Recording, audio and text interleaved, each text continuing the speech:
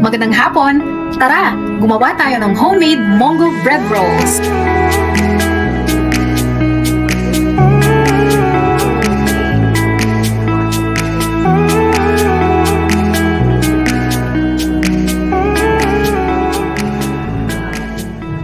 Bago tayo magsimula ay nais naming i-shoutout si Sir Ronnie Abono na nakasabay namin sa paliligo sa Bitbit noong Sunday. Sir, thank you very much sa inyong suporta. Shoutout din sa aming kaibigan na si Aileen Paruhinog Oreo and family. Guys, thank you very much sa inyong panonood. Last week nga, ibinao namin ng Mongo bread rolls papuntang Sikaw at Bitbit River at talaga namang sobrang sarap nito. Kung kaya, ibabahagi namin sa inyo ang recipe para naman kayo ay makagawa nito sa inyong kanya-kanyang tahanan kapag may pagkakataon. Ang recipe na ito ay plant-based at isa sa mga pangunahing sangkap nito ay munggo o mung beans. Ang munggo o balatong ay isang uri ng halamang buto na miyembro ng legume family na kinabibilangan ng iba pang mga beans, soya, mani, garbanzos at marami pang iba. Ito ay native na halaman mula sa India at kalaunan ay kumalat sa China at iba pang mga bansa sa Southeast Asia. Ang munggo ay isang importanteng source ng pagkain sa buong mundo, lalong-lalo na sa mga Asian countries kagaya ng Pilipinas. Alam niyo ba na ang munggo ay tinaguriang the poor man's meat dahil maliban sa abot kaya ito ay masustansya rin at mataas ang taglay nitong protina? Wow! Amazing! Bukod sa protina ay nagtataglay din ito ng dietary fiber, B vitamins, carbohydrates, manganese, magnesium, phosphorus, iron, potassium, zinc, copper, essential amino acids at marami pang iba. Kung napanood na ninyo ang aming pizza recipe, ay pamilyar na kayo sa proseso at ingredients ng ating dough dahil ito pa rin ang ating gagamitin. I-adjust lang natin ng kaunti ang tubig sa pamamagitan ng pagdagdag nito upang mas malambot ang ating dough. Para sa dough, itong mga kakailanganin natin.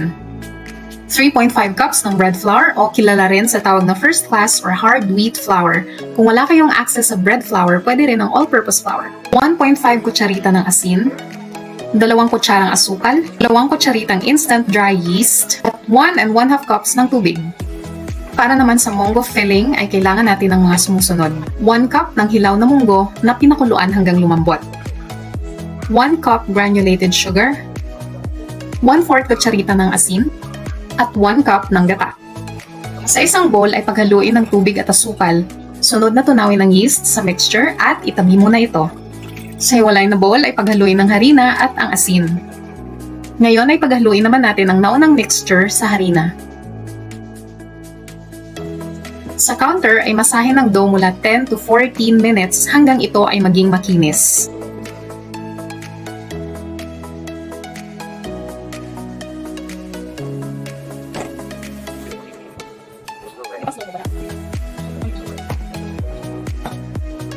Takpan ng dough at hayaan itong mag-rest ng 45 minutes to 1 hour. Habang inaantay na umalsa ang dough, ay gumawa muna tayo ng palaman. Sa isang pan ay paghaluin ang pinalambot na munggo, asukal, asin at gata. Lutuin ito hanggang sa maging sticky ang consistency. Kapag luto na ay set aside at hayaang lumamig.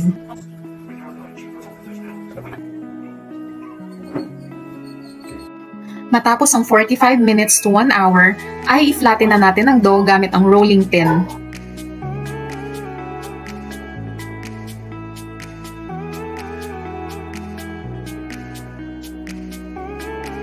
Ipahid ang palaman sa dough.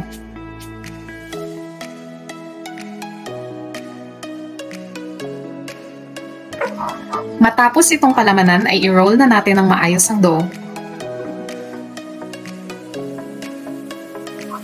Hiwain natin ito gamit ang matalas na kutsilyo o di kaya naman ay gamit ang malinis na floss. Hayaan muna itong umalsa muli sa loob ng 30 to 45 minutes at kapag umalsa na ay pahiran ito ng soy milk o gata. Lutuin ito sa oven at 180 degrees Celsius sa loob ng 15 to 20 minutes o hanggang sa maging golden brown ang ibabaw. At finally, luto na ang ating Mongo bread rolls! Wow! Amazing!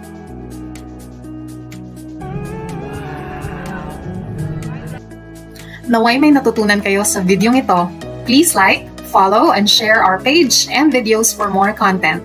Kung gusto ninyong i-shoutout sa aming susunod na video, i-comment nyo lang ito sa baba. Kami si Mans and Ian ng Mans and Ian Explore. Maraming salamat sa inyong panonood. Hanggang sa susunod naming video, Bye!